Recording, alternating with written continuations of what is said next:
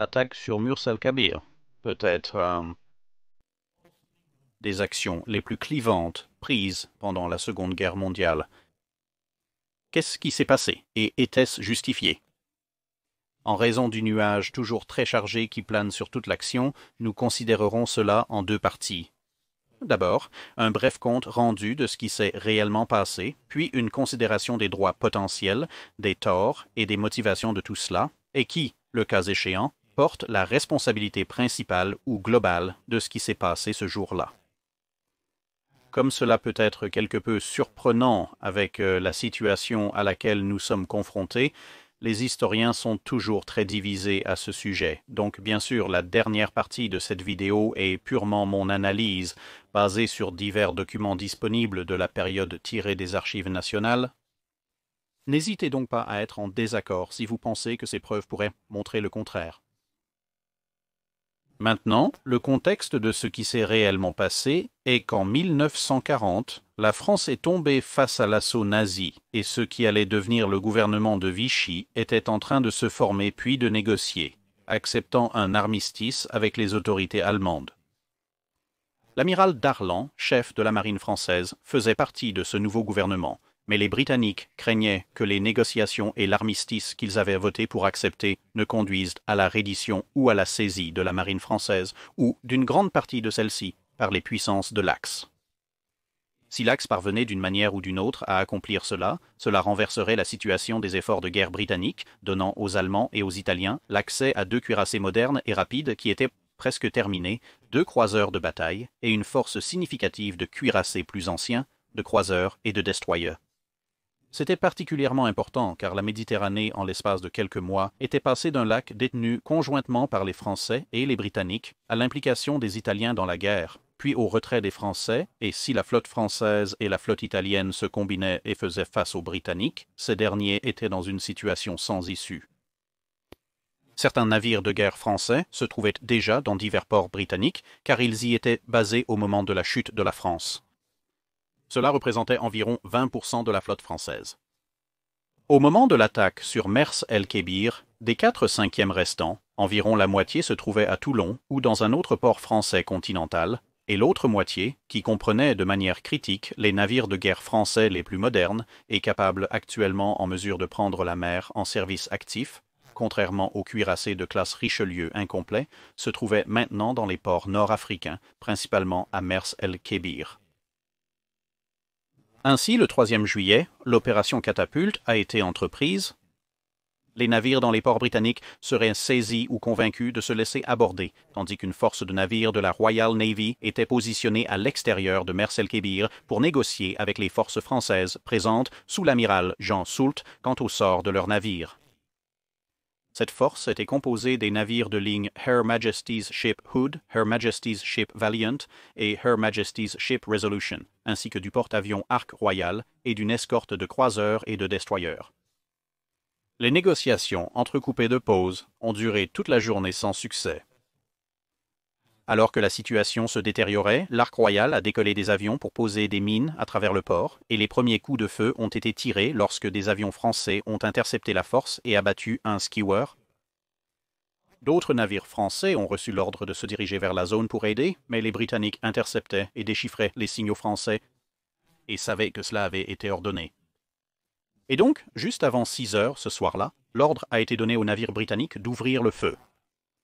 Aucun des navires français n'était conçu pour résister aux canons de 15 pouces et à leurs salves, et en 3 volées, le cuirassé Britannia a été touché et l'un de ses principaux magasins a explosé, tuant de nombreux membres de l'équipage et coulant le navire presque immédiatement. Malgré la riposte française, d'autres navires ont été touchés et les incendies se sont propagés. Le Strasbourg et une petite escorte ont réussi à sortir discrètement du port et à prendre la mer, évitant les mines et une frappe aérienne hâtive, ainsi qu'à distancer le Her Majesty's Ship Hood alors qu'elle perdait une turbine pendant la poursuite.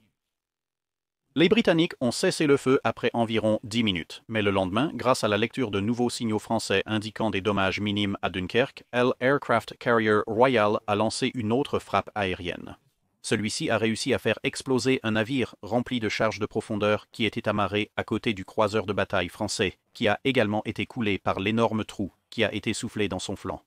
La fin de l'opération Catapulte impliquait que le Her Majesty's Ship Hermes lançait des frappes aériennes sur le Richelieu et quelques raids aériens français sur Gibraltar, mais l'acte principal était terminé. Strasbourg atteindrait Toulon et les navires britanniques se retirèrent. Au total, 1300 marins français et 2 aviateurs britanniques seraient tués, la majorité de ces victimes étant à bord du Britannia. Et voilà un bref aperçu des circonstances de l'attaque elle-même. La situation qui a mené à cela est un sujet bien plus vaste que nous allons maintenant discuter. Donc si vous êtes juste ici pour les faits bruts de ce qui s'est passé, c'est ici que vous pouvez décrocher. Ce qui n'était pas connu lors de la montée de cet incident particulier par les Britanniques ou les Français, c'est que, ironiquement, les officiers de la Regia Marina, la marine italienne, et de la Kriegsmarine, la marine allemande, ont effectivement suggéré de saisir la marine française pour ajouter à leurs propres navires. Mais cela avait en fait été veto par, de toutes les personnes, Hitler lui-même, car il craignait qu'une tentative ratée de saisir la flotte française puisse amener les Français à naviguer toute leur flotte pour rejoindre volontairement les Britanniques. Et en ce qui le concerne, il avait les Français exactement là où il les voulait avec les propositions d'armistice actuelles. Ce que les Britanniques savaient en entrant dans la situation, c'était 2 choses. Premièrement, au moment de l'attaque sur Murs al-Kabir, ils ne faisaient plus confiance à la parole de l'amiral Darlan, le chef précédemment mentionné de la Marine nationale. Bien qu'il ait été un allié très proche et de confiance au cours des derniers mois du conflit, il se déplaçait maintenant dans la sphère politique du gouvernement de Vichy et semblait avoir fait plusieurs déclarations contradictoires au cours des dernières semaines. Un mois avant l'opération fatidique, Darlan avait été contre un armistice en tout, déclarant qu'il préférerait se mutiner et mener la flotte à combattre sous le drapeau britannique si une telle négociation était engagée. Mais un peu moins de 2 semaines plus tard, cela s'était transformé en une opposition générale à un armistice, mais avec simplement une promesse à la Grande-Bretagne qu'aucun navire français ne tomberait jamais entre les mains allemandes. Mais quelques jours après cela, le cabinet français, dont il faisait désormais partie, a voté en faveur d'un armistice, ce qui a encore changé la donne, car l'armistice comportait certaines conditions et stipulations. Cela a été accueilli par une reconnaissance britannique de la situation, car la Grande-Bretagne et la France avaient conclu un accord mutuel selon lequel l'un d'eux ne chercherait pas la paix sans l'autre, et la stipulation britannique pour les libérer de cette obligation était qu'ils pouvaient chercher un armistice, tout à fait, compte tenu de la situation qui se produisait, tant que la flotte française se déplaçait vers les ports britanniques, en raison de l'accord mentionné précédemment. Mais à ce stade, Darlan a maintenant déclaré que la flotte française ne pouvait pas, et ne le ferait pas, naviguer vers les ports britanniques, car il serait nécessaire pour défendre ce qui restait de la France. Le nouveau cabinet de Vichy s'est formé, et les conditions d'armistice allemande ont été acceptées. Darlan a maintenant promis, encore une fois, de garder les navires français hors des mains allemandes, mais à ce stade, les Britanniques étaient convaincus qu'il mentait, et qu'il était totalement peu fiable, ayant changé la position qu'il prétendait défendre 4 fois en 2 semaines, et promettant maintenant quelque chose qui était impossible compte tenu des termes du traité d'armistice que les Britanniques connaissaient maintenant. Plus précisément, ils avaient lu l'article 8, qui, une fois traduit en anglais par les décodeurs britanniques de l'époque, se lisait article 8. La flotte de guerre française, à l'exception de la partie qui est laissée à la disposition du gouvernement français pour la sauvegarde des intérêts français dans son empire colonial, sera rassemblée dans des ports à déterminer et devra être démobilisée et désarmée sous le contrôle de l'Allemagne ou de l'Italie respectivement. La désignation de ces ports se fera en fonction des ports d'attache des navires en temps de paix. Le gouvernement allemand déclare solennellement au gouvernement français qu'il n'a pas l'intention d'utiliser, pendant la guerre pour ses propres fins, la flotte de guerre française stationnée dans les ports contrôlés par l'Allemagne, à l'exception des unités nécessaires pour la surveillance, les côtes et le dragage des mines. Hitler déclare officiellement qu'il n'a pas l'intention de faire aucune demande sur la flotte française lors de la conclusion de la paix. À l'exception de la partie de la flotte de guerre française à déterminer qui sera réservé pour la sauvegarde des intérêts français dans l'empire colonial, toutes les unités de guerre en dehors des eaux territoriales françaises devront être rappelées en France. Ce que cela a dit aux Britanniques, c'est qu'il était tout à fait possible pour les Allemands de déterminer que les Français avaient besoin d'une flotte relativement petite et légère pour sécuriser ces colonies, et donc de demander la relocalisation et le rappel de tous les autres grands navires français en France, et surtout, comme le stipule le premier paragraphe, qu'ils seraient sous contrôle allemand ou italien, quel que soit le port dans lequel ils se trouvaient. Cela allait directement à l'encontre des assurances de Darlan, qu'il semblait maintenant avoir données malgré le fait qu'il savait ce que cet article d'armistice impliquait et qu'il avait voté pour. Par conséquent, les Britanniques ont conclu qu'il devait mentir, puisque ce qu'il disait et ce pourquoi il avait voté semblaient être deux choses totalement différentes.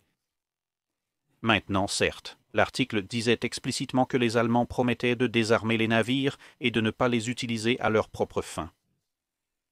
Mais étant donné que toute la guerre à ce stade était l'aboutissement d'une série de promesses solennelles de Hitler de ne rien faire, qu'il avait ensuite fait, y compris des choses aussi mineures que la prise de contrôle de la Tchécoslovaquie et l'invasion de la Pologne, les Britanniques étaient quelque peu enclins à considérer cet aspect particulier de l'article comme ne valant pas le papier sur lequel il était écrit.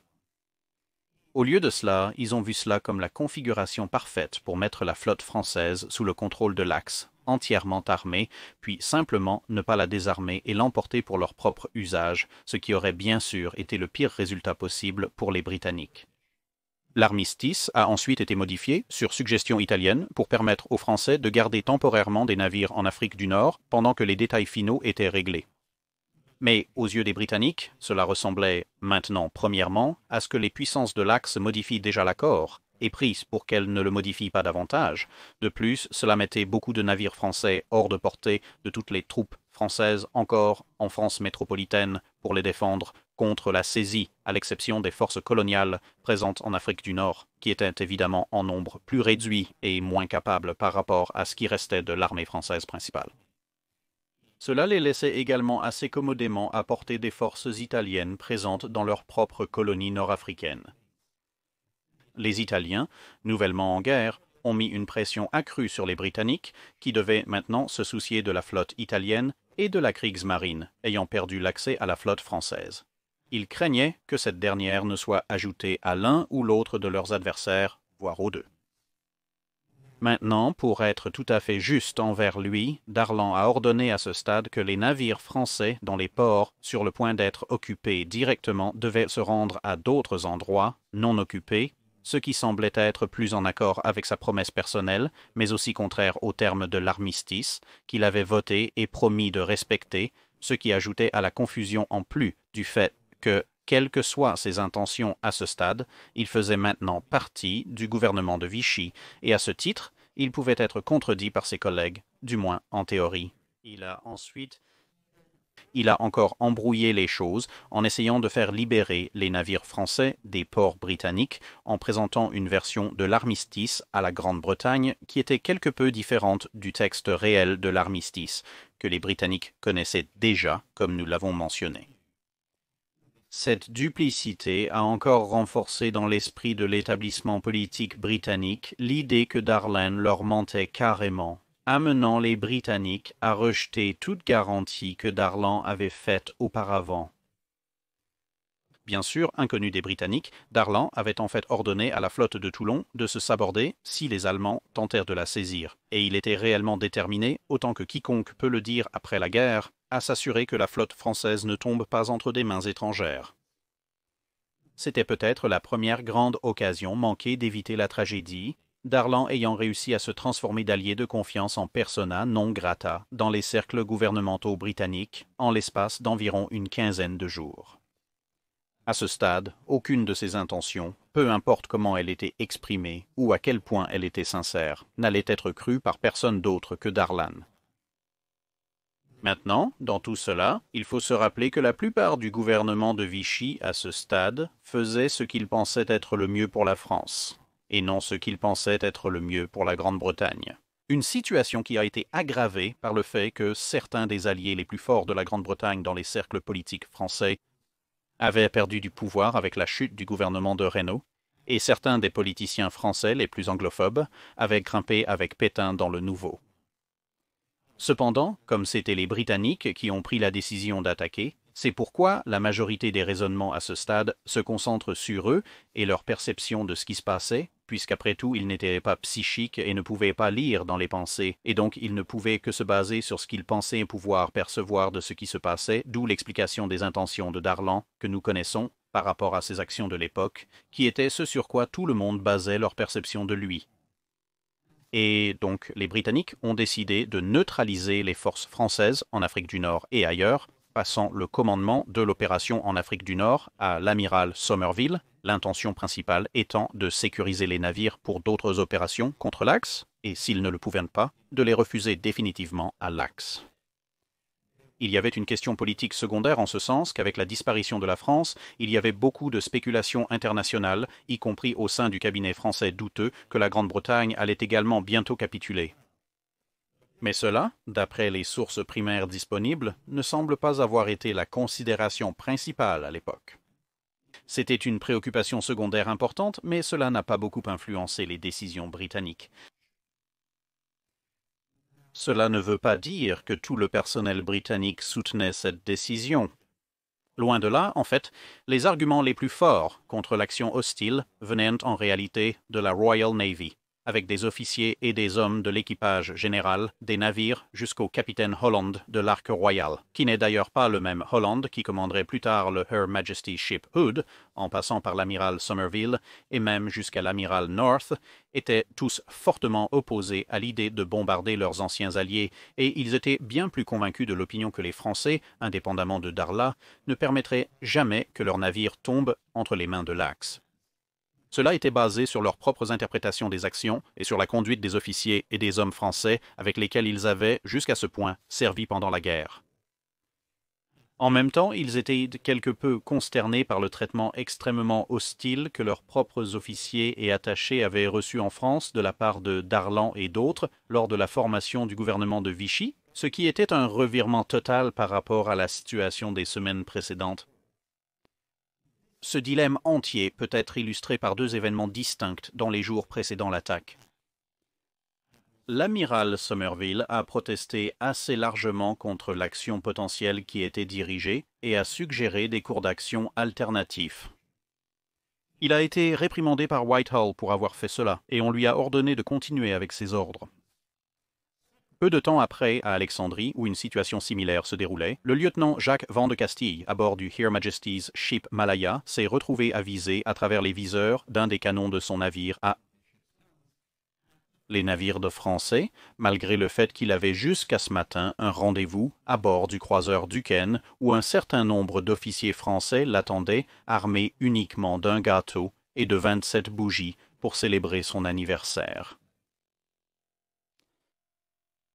Maintenant, cela dit, les Britanniques se sont dirigés vers Mers el-Kabir, et la situation a commencé à s'aggraver vers sa conclusion tragique. Le premier message qui a été envoyé à Mers el-Kabir a été envoyé par radio en avance du destroyer Her Majesty's Ship Foxhound, qui était à son tour, lui-même, en avance sur la force principale britannique. Ce message radio se lisait comme suit, encore traduit car il a été envoyé en français, à l'amiral John Sue. L'amirauté britannique a dépêché le capitaine Holland pour vous rencontrer. La marine britannique espère que leurs propositions permettront à vous et à la vaillante et glorieuse marine française d'être à nos côtés. Dans ces circonstances, vos navires resteraient les vôtres et personne n'aurait à s'inquiéter pour l'avenir. Une flotte britannique est en mer près d'Oran, prête à vous recevoir. Fin du message. Oran, bien entendu, est un autre nom pour Mers el-Kabir. L'amiral Somerville avait envoyé le capitaine Holland de l'Ark Royal aux Français à bord du Her Majesty's Ship Foxhound, car Somerville ne parlait pas français, du moins pas vraiment en conversation, tandis que Holland le parlait couramment. C'est à ce moment que les choses ont commencé à mal tourner. L'amiral français, Jean Saul, a décidé de prendre personnellement offense qu'un simple capitaine soit envoyé pour négocier avec lui et a refusé de voir même Holland, même après que la raison de l'envoi de Holland a été expliquée. Au lieu de cela, il a envoyé un lieutenant Dufay, son chef d'état-major, pour voir le capitaine. Dufay, bien sûr, avait peu d'autorité pour négocier et encore moins une idée de ce qui se passait réellement. Après un peu plus d'une heure d'aller-retour quelque peu inutile, Foxhound avec Holland a été ordonné de sortir du port. En sortant, il a réussi à attraper le lieutenant de pavillon de Jean Saul et, enfin, à remettre réellement l'ultimatum britannique que le lieutenant de pavillon a promis de donner à Jean Saul. Holland était resté dans le canot à moteur de Foxhound, qui n'avait pas reçu l'ordre de sortir du port, tout en notant que les navires français commençaient à faire monter la vapeur. Vers 9h35 du matin, l'amiral Jean Saul a reçu l'ultimatum britannique en 4 points, mais sans Holland pour en discuter réellement, il n'y avait aucune chance à ce stade d'expliquer les réserves supplémentaires. L'ultimatum, à nouveau traduit en anglais, se lisait comme suit. 2. Monsieur l'amiral Jean Saul de l'amiral Somerville. Le gouvernement de Sa Majesté m'a ordonné de vous informer comme suit. Ils ont accepté que la France approche l'Allemagne pour un armistice, à condition que la flotte française soit envoyée dans les ports britanniques. Le Conseil des ministres a déclaré le 18 juin que, avant de capituler sur terre, la flotte française rejoindrait la force britannique ou se saborderait. Alors que le gouvernement français actuel peut considérer que les termes de leur armistice avec l'Allemagne et l'Italie sont conciliables avec ces engagements, le gouvernement de Sa Majesté trouve impossible, d'après leur expérience précédente, de croire que l'Allemagne et l'Italie ne saisiront pas à tout moment qui leur convient les navires de guerre français et les utiliseront contre la Grande-Bretagne et ses alliés. L'armistice italien exige que les navires français retournent dans les ports métropolitains et que la France cède des unités pour défendre les côtes et draguer les mines. Il nous est impossible, à nous vos camarades jusqu'à présent, de permettre que vos beaux navires tombent entre les mains de l'ennemi allemand ou italien. Nous sommes déterminés à combattre jusqu'à la fin, et si nous gagnons, comme nous le pensons, nous n'oublierons jamais que la France était notre allié, que nos intérêts sont les mêmes que les siens, et que notre ennemi commun est l'Allemagne. Si nous gagnons, nous promettons solennellement de restaurer la grandeur et le territoire français. Pour cela, nous devons être sûrs que les meilleurs navires de la marine française ne seront pas utilisés contre nous par l'ennemi commun. Dans ces circonstances, le gouvernement de Sa Majesté m'a instruit de demander que la flotte française, actuellement à Mers-el-Kébir et Oran, agisse conformément à l'une des alternatives suivantes. Naviguer avec nous et continuer à lutter pour la victoire contre les Allemands et les Italiens. B. Naviguer avec des équipages réduits sous notre contrôle vers un port britannique. L'équipage réduit sera rapatrié dès que possible. Si l'un de ces cours est adopté par vous, nous restituerons vos navires à la France à la fin de la guerre ou paierons une indemnité complète s'ils sont endommagés entre-temps. C. Alternativement, si vous vous sentez obligé de stipuler que vos navires ne doivent pas être utilisés contre les Allemands ou les Italiens, car cela briserait l'armistice, alors naviguez avec nous avec des équipages réduits vers un port français dans les Antilles, la Martinique par exemple, où ils peuvent être démilitarisés à notre satisfaction, ou peut-être être confiés aux États-Unis d'Amérique et rester en sécurité jusqu'à la fin de la guerre, l'équipage étant rapatrié. Si vous refusez ces offres équitables, je dois, avec un profond regret, vous demander de couler vos navires dans les 6 heures. Enfin, à défaut de ce qui précède, j'ai les ordres du gouvernement de Sa Majesté d'utiliser toute force nécessaire pour empêcher vos navires de tomber entre les mains allemandes ou italiennes. C'est le contenu intégral du communiqué, mais pour le résumer brièvement pour ceux d'entre vous qui l'ont peut-être trouvé un peu trop long, l'option A était que les Français viennent au Royaume-Uni et continuent le combat en tant que navires de guerre français entièrement armés avec des équipages français. L'option B était de se rendre à nouveau dans les ports britanniques, sauf que cette fois, les navires seraient rendus au contrôle britannique et les équipages seraient renvoyés en France. Ces deux options promettaient aux Français que leurs navires leur seraient rendus à la fin de la guerre et que toutes les pertes seraient compensées. L'option C était de naviguer loin de l'Europe continentale, les options étant soit les ports français des Antilles, c'est-à-dire les Caraïbes, ou potentiellement vers les États-Unis d'Amérique, les navires étant alors soit démilitarisés, soit internés, l'équipage étant à nouveau rapatrié. La quatrième option était qu'ils sabordent leur navire dans les 6 heures suivant la réception du communiqué, et la cinquième option était que, s'ils n'effectuaient aucune des 4 autres options, les Britanniques utiliseraient toute la force nécessaire qu'ils estimèrent devoir utiliser pour empêcher les navires de tomber entre les mains de l'ennemi. Vers 10 heures, le lieutenant porte-drapeau est revenu avec une note écrite qui disait simplement comme suit, encore traduite en anglais. Une des assurances données par l'amiral Jean Soult à l'amiral Sir Dudley North reste la même. En aucun cas, les navires de guerre français ne tomberont intacts entre les mains des Allemands ou des Italiens. 2. Compte tenu de la substance et de la forme de l'ultimatum pur et simple qui a été envoyé à l'amiral Jean Soult, les navires de guerre français seront défendus par la force. Il y a eu ensuite un nouvel échange de notes, Jean Soult refusant absolument de rencontrer physiquement le capitaine Holland, qui pour sa part était retourné à bord du Foxhound pour communiquer les événements à Somerville. La principale flotte britannique est alors arrivée et a signalé par lampe dans le port. Le signal se lisait comme suit, à l'amiral Jean Soult de la part de l'amiral Somerville. Nous espérons très sincèrement que les propositions seront acceptables et que nous vous aurons à nos côtés. À 11h09, une seconde réponse manuscrite a été reçue par les Britanniques de l'amiral Jean Soult. Elle se lisait comme suit, encore traduite, l'amiral Jean Soult ne peut que confirmer la réponse déjà envoyée par le lieutenant de Vassio-Dufay. 2. L'amiral Jean Soult est déterminé à se défendre par tous les moyens à sa disposition. Et 3. L'amiral Jean Soult attire l'attention de l'amiral Somerville sur le fait que le premier coup tiré sur nous entraînera immédiatement l'ensemble de la flotte française contre la Grande-Bretagne, un résultat qui serait diamétralement opposé à celui recherché par le gouvernement de Sa Majesté. Plusieurs heures se sont écoulées sans aucune autre réponse, et donc un autre message a été envoyé depuis la flotte par lampe de signalisation que la flotte française ne serait pas autorisée à quitter le port à moins que l'un des termes ne soit accepté. Environ au même moment, des nouvelles sont arrivées des navires français à Alexandrie, acceptant de se désarmer, sauvant quelque peu le rendez-vous du gâteau d'anniversaire du lieutenant Van de Castiel, et ce fait a également été communiqué à l'amiral Jean Soult. Mais avec les Français apparemment refusant même de reconnaître ces communications supplémentaires, Somerville s'est préparé à ouvrir le feu vers 1h30. Mais comme aucun navire français n'avait pris la mer, il a repoussé cela à 3 heures et a envoyé un autre signal demandant à Jean Soult de hisser un drapeau en signal s'il acceptait l'un des termes britanniques. Il a également ordonné la pose de mines à l'entrée du port que nous avons décrite au début. Finalement, vers 1440, Jean Soult a signalé qu'il accepterait un délégué pour une rencontre en face à face.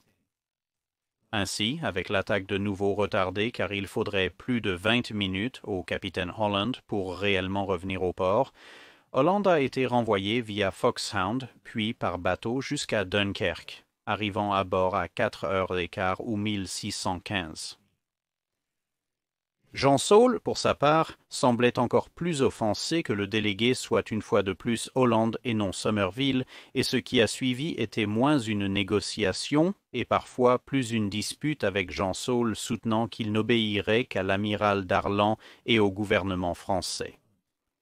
Cependant, lors de cette discussion, Jean Soult a également produit un message codé envoyé par l'amiral Darlan une semaine plus tôt. Maintenant, je n'ai pas pu trouver le texte original, puisque les principales références à cela proviennent des documents d'archives de l'amirauté, mais ils couvrent une partie de ce qui a été dit. Le message codé en chiffres commençait par quelque chose du genre « Ce sera le dernier message en chiffres que vous recevrez de moi », ce message venant de l'amiral Darlan. Il a souligné que la clause 3 stipulait que les navires français pouvaient être emmenés aux États-Unis dans certaines circonstances, qui comprenait une attaque potentielle ou une saisie par l'ennemi. Le capitaine Holland a souligné que les Britanniques menaçaient d'attaquer ou de saisir ces navires selon la clause de l'ultimatum que vous lisez, et donc Jean Soult pouvait emmener ses navires aux États-Unis dans ces circonstances, ce qui était une autre option sous l'ultimatum britannique également. Pour une raison quelconque, peut-être parce que la lettre absolue, telle qu'elle a été lue du chiffre, faisait référence à l'Allemagne et à l'Italie, mais pas aux Britanniques, Jean Soult a refusé d'accepter cette interprétation. En même temps que tout cela se passait, des signaux allaient et venaient entre Jean Soult et le gouvernement de Vichy. Darlan, rentré chez lui en congé, n'a pas pu être contacté et avait, selon son chiffre, donné ses ordres finaux. et pour une raison quelconque, Jean Soult a constamment omis toute partie des termes britanniques, sauf simplement pour les rejoindre ou les saborder. Inutile de dire que, présentés avec apparemment seulement ces deux options extrêmes, les dirigeants français disponibles à l'époque lui ont dit de répondre à la force par la force et de ne pas rendre ses navires. Les Britanniques, quant à eux, lisaient chaque signal qui était envoyé en aller-retour. À la fin du processus de négociation, la communication finale de l'amiral Jean Soult a été envoyée à 20h, 20 ou 1720 et se lisait comme suit. Encore une fois, il faut le dire, traduit du français. 1. La flotte française ne peut faire autrement que d'appliquer les clauses de l'armistice, en raison des conséquences qui seraient supportées par la France métropolitaine. 2. Des ordres formels ont été reçus, et ces ordres ont été envoyés à tous les officiers commandants, afin que si, après l'armistice, il y a un risque que les navires tombent entre les mains de l'ennemi, ils soient emmenés aux États-Unis ou sabordés. 3.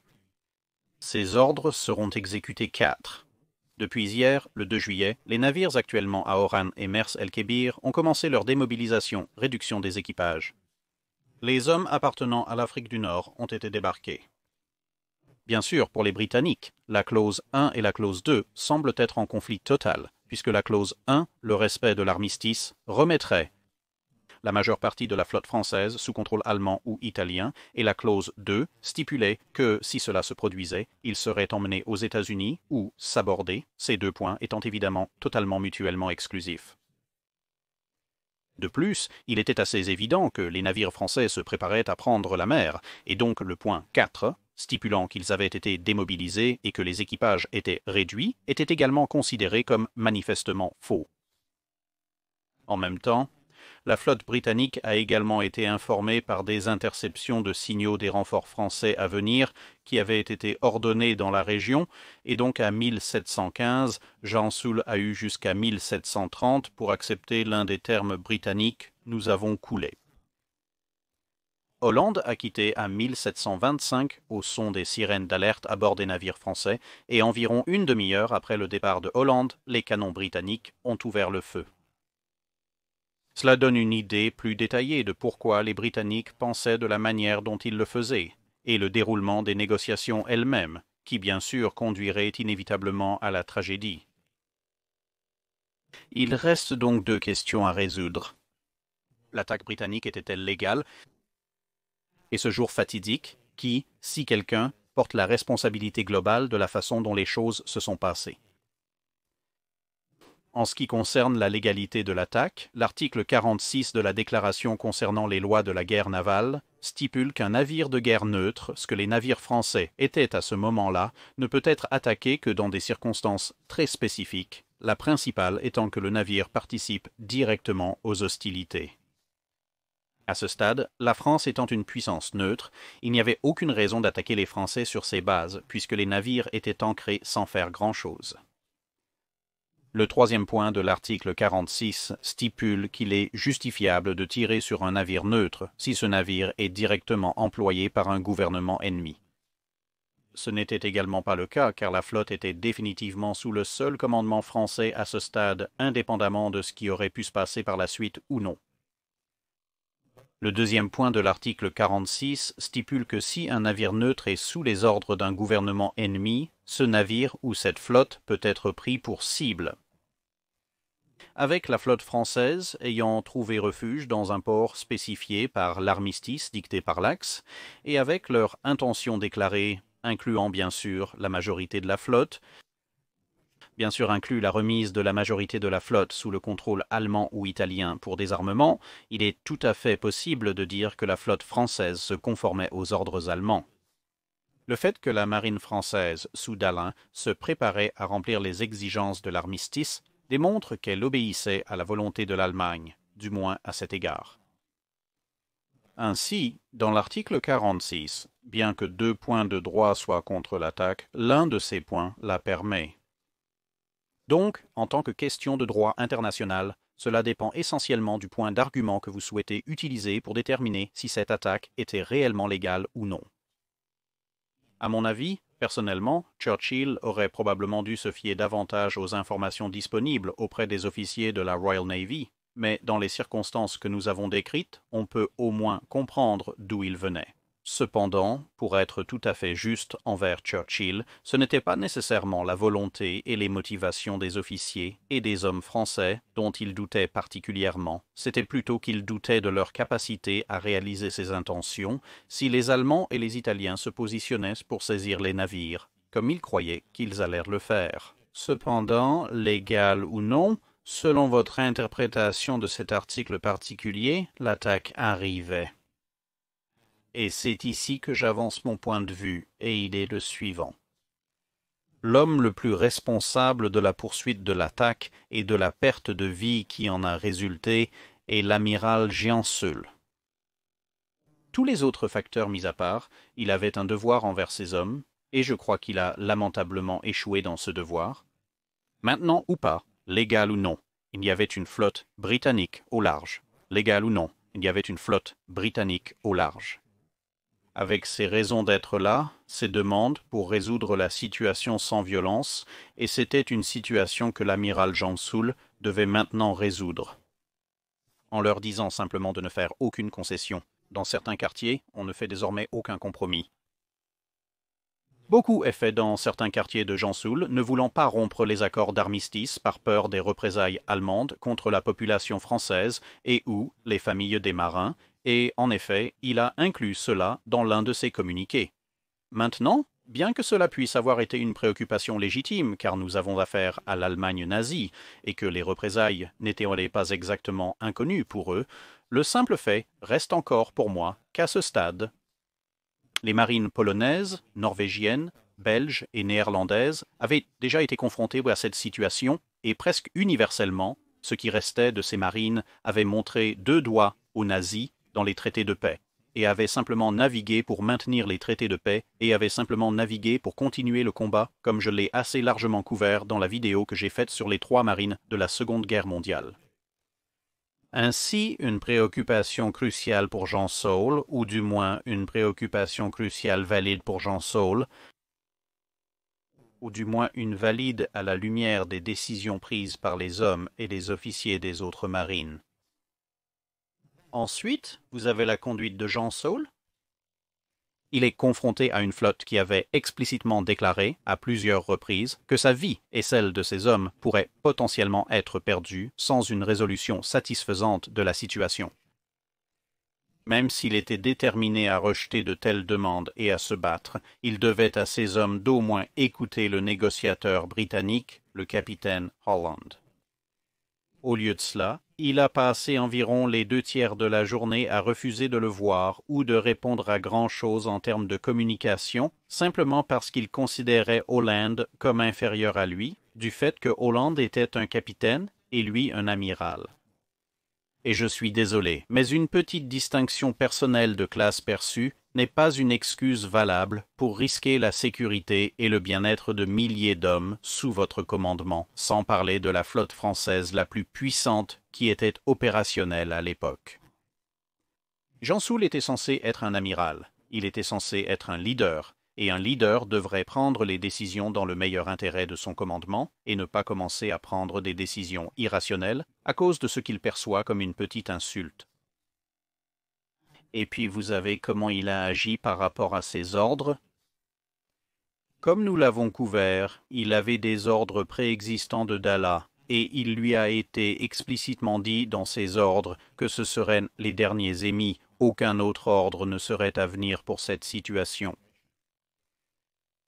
Il a également été confronté, il faut l'admettre, à une situation qui était techniquement en dehors de la lettre de ses ordres, bien qu'une interprétation puisse être faite.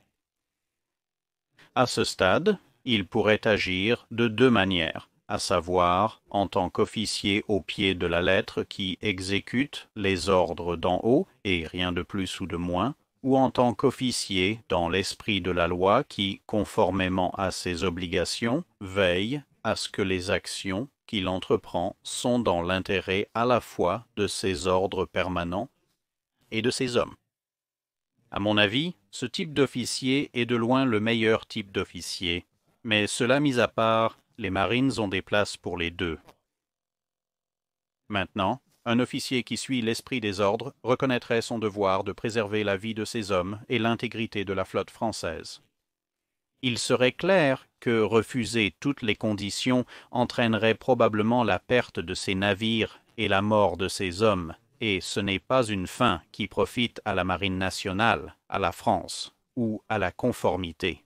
Un officier prendrait probablement la suggestion du capitaine Holland et interpréterait que bien que les derniers ordres de Darlan se référaient à l'Allemagne et à l'Italie comme ennemis, ils avaient bien sûr été écrits avant qu'il ne puisse être prévu que la Grande-Bretagne pourrait devenir un ennemi.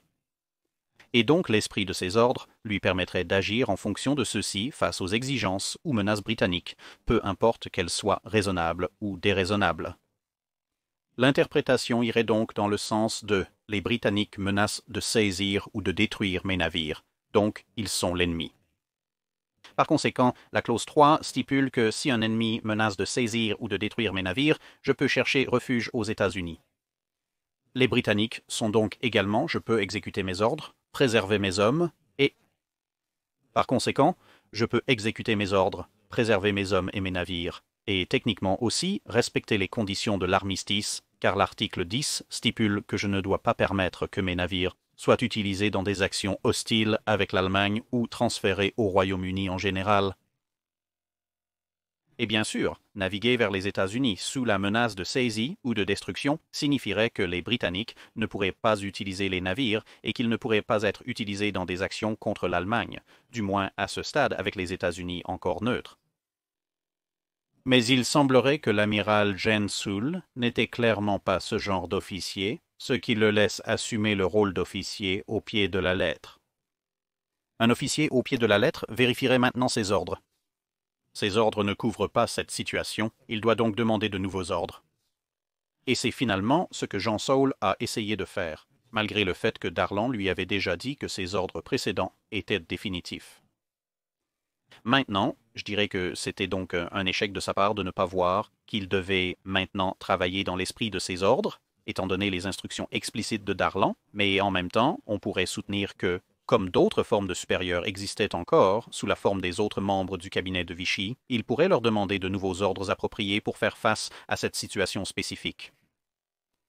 Cependant, pour recevoir des ordres appropriés, vos supérieurs doivent avoir l'information complète et correcte de ce qui se passe réellement. Par conséquent, ces communications auraient dû comprendre l'étendue complète de ces ordres existants, c'est-à-dire les instructions chiffrées de l'amiral Darlan, en gros c'est ce qu'on m'a dit de faire jusqu'à présent, plus une description complète de la situation à laquelle il est actuellement confronté, y compris et surtout même s'il choisit de négliger tout le reste, toutes les options sur la table des Britanniques. C'était particulièrement important étant donné que Darlan était hors de contact. Cependant, Jansl a échoué de manière spectaculaire à le faire, disant plutôt au gouvernement de Vichy que l'offre était de nous rejoindre ou de s'aborder, ce qui est non seulement un mensonge pur et simple, c'est une démission de ses fonctions, car il ne donne pas à ses supérieurs les informations nécessaires à partir desquelles ils peuvent prendre une décision appropriée et ainsi lui donner une direction adéquate sous forme de nouvelles ordres. Il est bien sûr tout à fait possible que leur réponse à lui aurait pu être la même ou qu'ils auraient pu être d'accord avec l'idée de Hollande d'envoyer les navires aux États-Unis ou autre chose. Mais nous ne le saurons jamais, car ils n'ont jamais eu la chance de prendre cette décision, uniquement à cause de l'échec de Jean Saul à communiquer correctement avec eux. Il n'était pas en train de se faire tirer dessus. Il était assis dans un navire à l'arrêt, il avait des heures pour leur parler, et il ne pouvait même pas se donner la peine de leur parler correctement.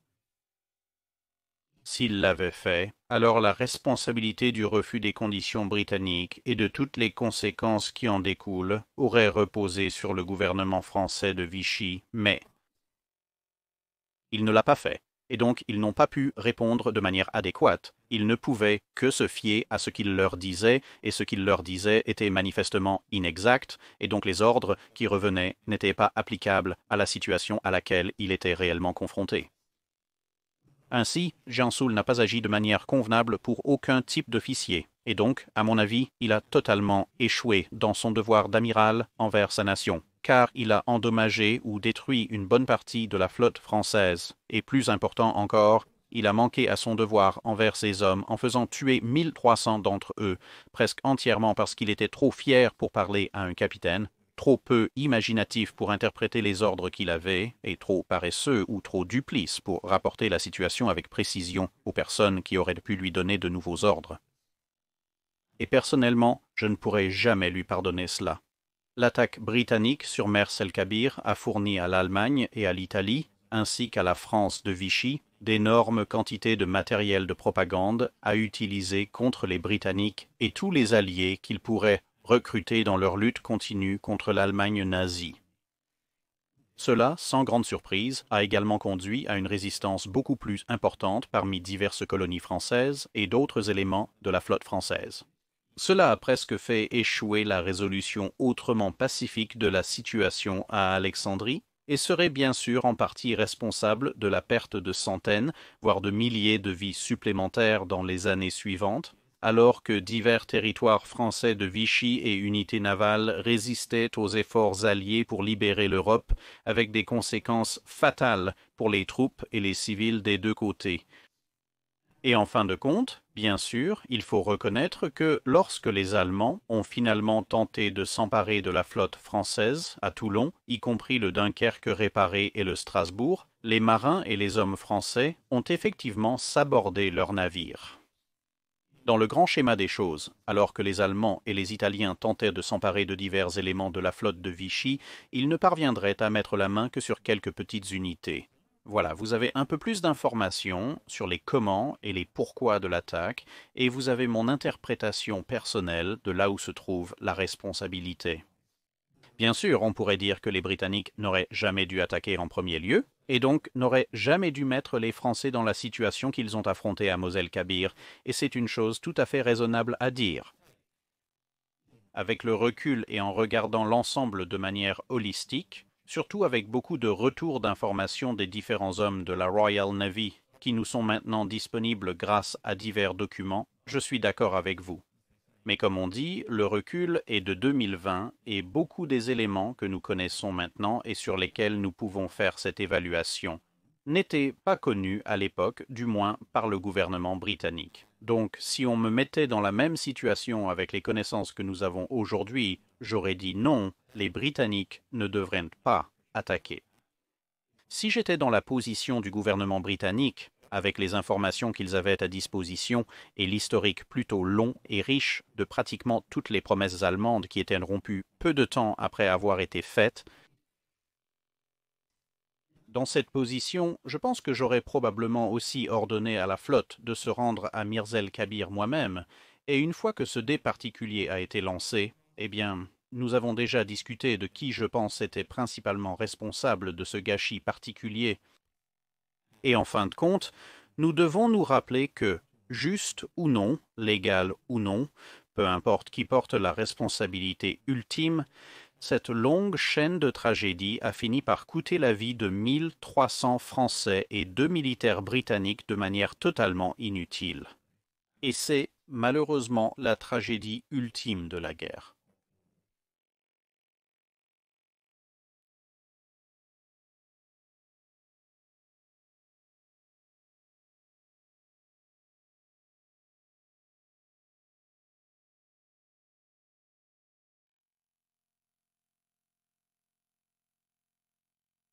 C'est tout pour cette vidéo, merci d'avoir regardé. Si vous avez un commentaire ou une suggestion pour un navire à examiner, faites-le nous savoir dans les commentaires ci-dessous. Commentez le post épinglé pour les questions de cale sèche.